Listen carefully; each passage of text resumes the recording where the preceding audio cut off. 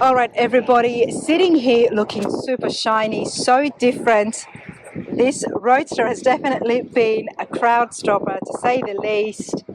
Not one, but two celebrity pick awards on the dash there. And of course, I've got so many questions. The workmanship here is amazing, outstanding. A name that has been very well known, and I've got the pleasure to meet him for the first time. Luc De Lay, how's it going? I'm doing well, thank you. So nice to meet you. Pleasure to meet you. Your peers have spoken very highly about yourself. I mean, all I did is walk up here and say, I'm loving this, I'm loving things in bare metal. Who did this? They're like, look, you haven't met Marcel yet? I said, no. Tell us about yourself and inform my viewers, for those at home who don't know a little bit about you. Well, my name is Luc De Lay, and my shop is Marcel's Custom Metal. And of course, my dad was Marcel. And we've been doing metal shaping now for 49 years. And after all these years, I finally built myself my own car. You know, we built cars for all the different builders in the industry all around the country, but we've never had our own. So this is the Marcel Roadster, named after my dad. And it's all aluminum. It's in bare aluminum. There's no sealers, no coatings of any sort on it. And to me, it's the coolest tribute to my dad that I could ever build. When was this finished? I finished this car almost 2 years ago. 2 years ago. Yeah. Congratulations. And I'm happy you were able to finally do your own car. And not only that, to have it be a testament to your dad. Yeah, it almost chokes me up talking about it. But this car debuted at SEMA in Chip Foose's booth. And Chip was a big part of this. He was a huge help as far as the design of the highlights of the car. Mm-hmm. So I really need to thank him for everything he's done for me. We've been best of friends for, gosh, since he first started working at Boyd's back in probably early 90s, I would imagine. So it's And was your dad a Roadster guy, or? Yes, this was his favorite era of automobile, and this is what inspired him to do metal shaping. And that's why I built this style of car, late 50s Formula One type car, and a tribute to him, that he loved this style. Well, I love that, and more than that, I love the fact that I don't know about this car and you're going to tell me about it.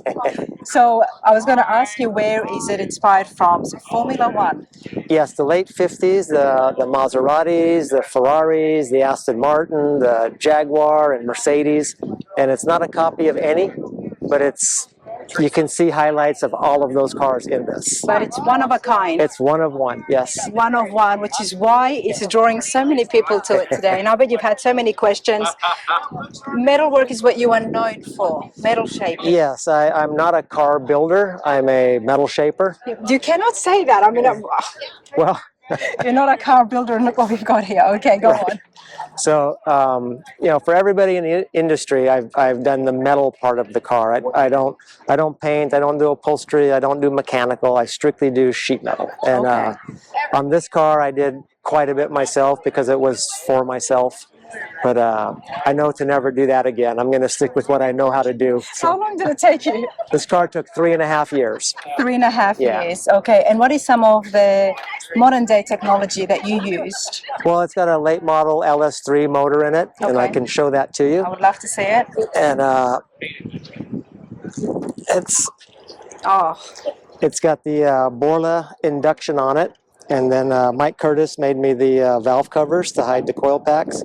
And it is a stock LS motor, LS3, but I tried to clean it up and make it look more period correct. And then the transmission is a 6-speed Tremec transmission, and it's got a Winters quick change rear end in it.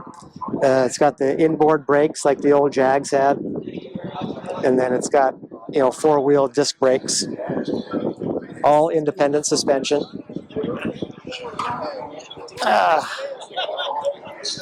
When you're building something from the ground up, you don't have a shell. Was there a certain frame? I mean, what chassis is this on? This is a custom chassis. This is all chromoly tube steel chassis. And then once I had the chassis, I made a wire buck, is what I call it. It's like what? Sorry? it's a wire buck or a jig, Okay. and I have something to work over to keep left and right somewhat symmetrical. And when I came up, wire buck was finished. I asked Chip to come and look at it to see if he liked it.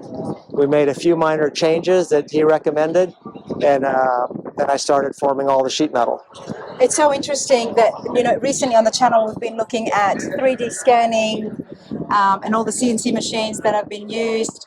So I don't see you using any of those. No, I use my thumb, so I eyeball all of this. This interests me so much that something like this, I mean, obviously the symmetry of it, but none of those machines were used. No, this is all eyeballed, and I try and make it as accurate as possible, and it looks extremely symmetrical, but I wouldn't want to take a tape measure to it. No one needs to take a tape measure to it, everybody. This is hand built, custom hand built Roadster. Did you do anything to the metal? I'm feeling like it looks like brushed chrome.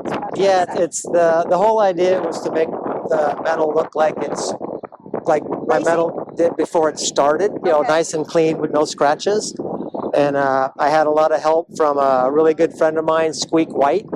He's probably the best metal finisher in the country, and he helped me with the last 10% of this to make it as perfect as this is. And what did he do in order to get that look on the metal? Oh, he didn't give it the look. He made sure there was not another imperfection in the panel as far as a wave or a bump. And then once he was done with that, then I ended up going over this all the way up to like a 2000 grit sandpaper to get all the scratches out. I don't personally like the highly polished look. So this is more of a, like I say, like the metal would look before you start. I do want to have a look at the headlights. Sure. And the whole front end here. I mean, I'm getting a whole racing vibe, and I guess that is because where the inspiration comes from. Exactly, yes. You've done that so well. So love the Aston Martin cars, but look at these headlights, everybody. Were these from any aftermarket cars? Or? No, there's nothing on this car that's from another car. Everything you see is 100% handmade.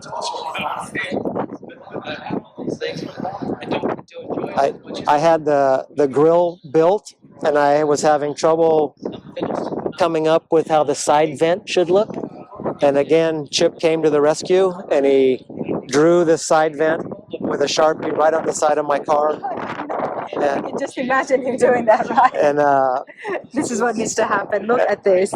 And then I fabricated the scoop that fits in there. And to me, this is the focal point of the car. It's one of the favorite highlights of the car. It's a big feature, and it's a very beautiful feature. It breaks up the metal. Right. And it's functional. There is a catalytic converter right behind that, and it does let the hot air out. And what about the wheels?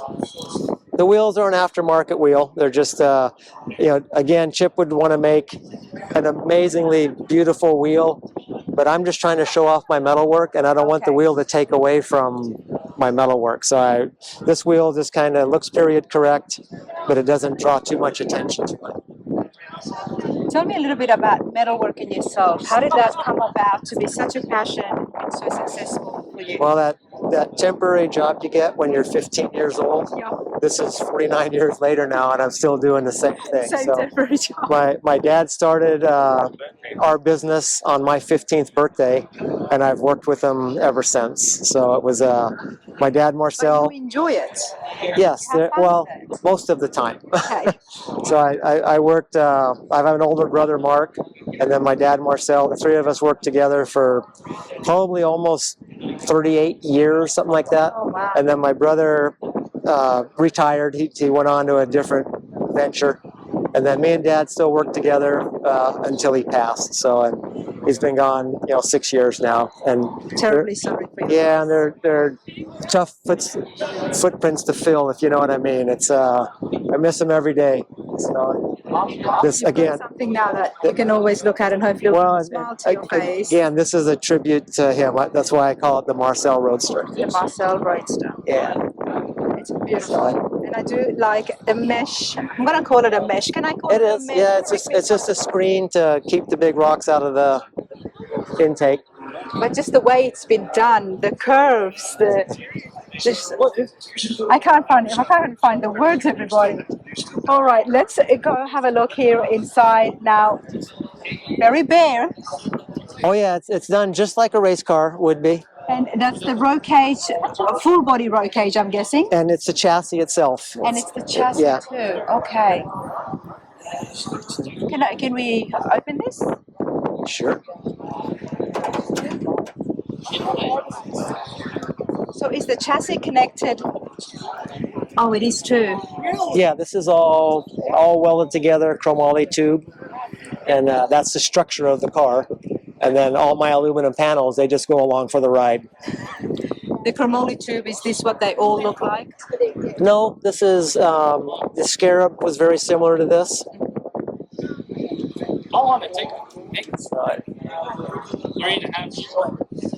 Then Chip designed a dash for me. And then, again, knowing all the best builders in the industry, I was lucky enough to have, like I say, Squeak White help me with the metal finishing. And then my friend Brad Brody, he did all the wiring on this for me. And from day one, it's been flawless. And then another really good friend, Doug Peterson, he was such a help as far as all the mechanical end of this car. So I really like to thank those guys for all their help. It takes a village to build something like this. Absolutely. And again, I'm just the sheet metal guy. But it's also a testament to who your father was. Yes. And who you are and how they see you. So. Right. Where did you get the little mirror from? The mirror, I believe it was off in Austin Healy. That's a side mirror, I'm guessing it was, or? It was a side mirror. It was a side mirror. Yeah. That was a rear mirror. And this is very period correct for how these cars were done in its era. Is that how the rear view mirror would have been, like sitting there on the dash? Yep. Okay. I love finding cars that I haven't seen up close, and even though this is a one-of-one, but to see where the inspiration comes from. Right. And then in the this is actually a riveted together fuel tank, just like it would be in an old Maserati. It's the cover over here. This in a Maserati, that would be it. Maybe they had like a dry sump or something like that. For me, it's just a cover. It's just something. Oh. It's just something for somebody to say. That's just to give that look. To give that look, yeah. Look on the inside. I mean, it's just as straight and clean on the inside, just not polished up like the outside. That's what I'm trying to get you, so straight and so clean. You never know who you're going to see at the Triple Crown.